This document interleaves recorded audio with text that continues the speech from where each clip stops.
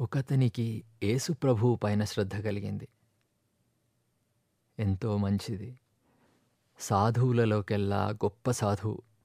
ఎవరైనా నిజంగా సాధు పురుషుడా కాదా అని తెలుసుకోవడానికి ఒక కొలమానం ఉంది. చనిపోయేటప్పుడు అతని మనస్సు ఏ స్థితిలో ఉంది అన్నది చూడాలి. ఒకవేళ చనిపోయేటప్పుడు అతని మనస్సు ఆందోళన, ద్వేషం, కోపం లేక భయంతో నిండి ఉంటే అతడింకా సాధువు కాలేదనుకోవాలి. మరి ఈయన మనస్సు చివరి క్షణంలో ఎలా ఉంది? అందరి సాధువులకు జరిగినట్టే ఈయనంటే పడని వాళ్ళు తయారయ్యారు.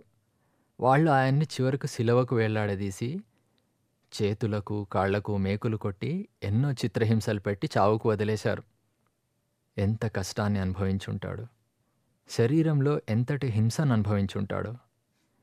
కానీ మనసులో ఏమాత్రం ద్వేషం లేదు, కోపం అన్నదే లేదు.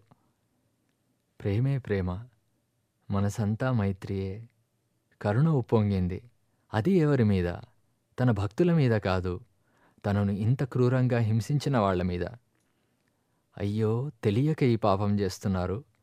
చేస్తున్న దానికి ఎన్ని కష్టాలు చూడాల్సి వస్తుందో ఏమో. ఈ కష్టాలు తప్పాలి వీళ్ళకి. వీళ్లను క్షమించు తండ్రి. ఇంతటి సాధుపురుషులు ఎవరైనా ఉంటారా? సాధువులకే తలమానికం. ఆయనలో ఎంత మైత్రి, ఎంత కరుణ, ఎంతటి సేవాభావం. నాలో కూడా కొద్ది కొద్దిగా ఈ గుణాలు వస్తుండాలి అన్న ప్రేరణ కలిగితే యేసు మీద నిజంగా శ్రద్ధాభక్తులున్నట్లు.